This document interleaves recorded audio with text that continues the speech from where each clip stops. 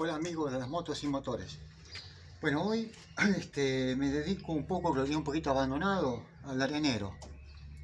Me faltaba un toque final, era el tema de los amortiguadores traseros.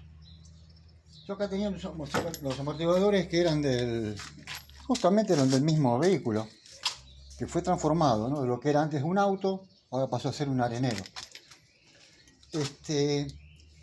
Lo primero que hice es ver si estos amortiguadores trabajan igual hacia un lado y hacia el otro, ¿eh? Hay algunos que suelen ser más blandos hacia un lado y más duros hacia el otro. Este hace la misma presión hacia arriba como hacia abajo. Entonces yo lo puedo colocar a así o al revés, así. Me gusta más así porque el polvo, la tierra del camino que se puede pegar acá nos va a dañar el retén. Yo lo voy a poner así. En realidad se podría poner un guardapolvo, ¿sí? Un fuelle de goma, pero no lo tengo y no voy a gastar dinero en esto ahora.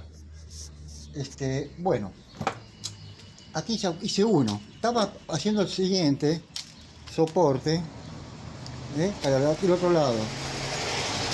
Este lo fabriqué yo, ¿ven? ¿Ven cómo está hecho? Lo hice con el ángulo que sería así, y luego con una planchuela de este tipo doblada. ¿Sí?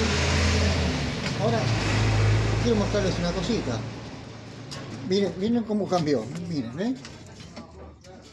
Ahora si me enfocas de este lado, acá está sin amortiguador todavía. ¿Ven cómo se amaca todavía? Porque acá todavía está solamente trabajando con la barra de elástico. Bueno, le quiero explicarles algo. Esto era lo importante. Esto era lo importante que quería mostrarles. La inclinación que le di. Ustedes habrán visto que hay autos que llevan el amortiguador, a ver acá la cámara, llevan el amortiguador derecho, así. Otros lo llevan así y otros lo llevan de esta forma. A mí me gusta más de esta forma. Y les voy a explicar por qué. Si yo tengo elástico como tengo acá, tiene que ir así. Si yo tendría espirales, o sea resortes, podría ir así, sin ningún problema, o así, o inclinado también, ¿sí? Pero si yo tengo hoja de elástico, tiene que ir de esta forma, ¿sí?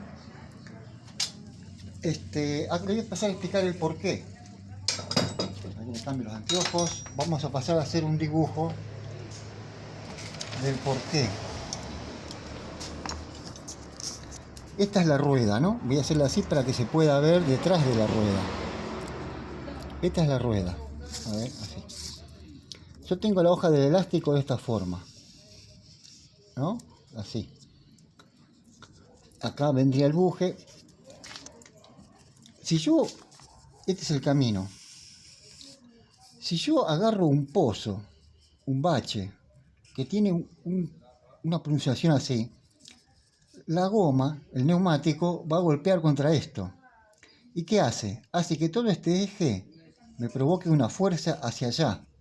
¿Sí? ¿Y qué pasa acá? Al pasar esto, la hoja de elástico, que es curva, va a tender a hacer este movimiento recto. ¿Sí? Y corremos el riesgo que se nos quiebre la hoja. Entonces, si yo tengo un amortiguador acá, en esta forma, colocado, el amortiguador, ¿qué hace? Justamente la palabra, amortigua al golpe. Le da un golpe seco aquí, contra la rueda, va a tender el elástico a enderezarse y quedar recto. Y el amortiguador, que está de esta posición, evita que pase esto. Puede llegar a ocurrir igual, pero va a ser de una forma más leve, más atenuante. No vamos a correr un riesgo de que quiebre la hoja, ¿sí? Y lo mismo, no sé si vieron en algunas 4x4 de gran contextura, muy robustas, llevan hasta dos. Uno aquí y otro amortiguador así, acá. Estos van con el perno al chasis, acá pasaría el chasis, así, de esta forma, pasa el chasis, ¿sí? Entonces, ¿por qué tengo otro de este lado? Porque la 4x4 que andan a campo traviesa,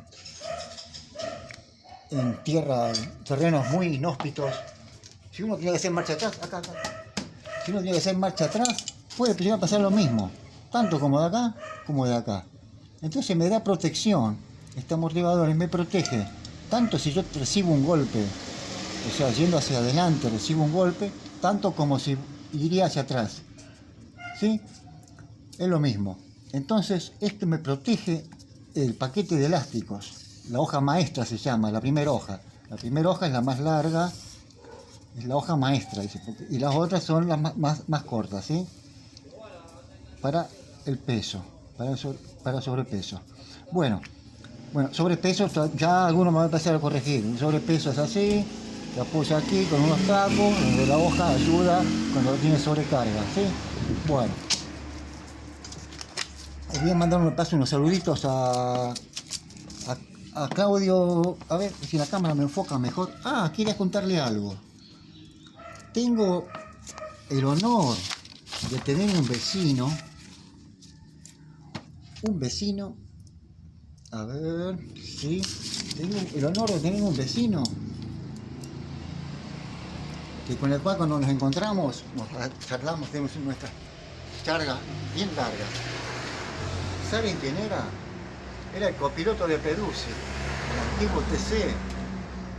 Y nos ponemos a hablar, lagrimeamos juntos.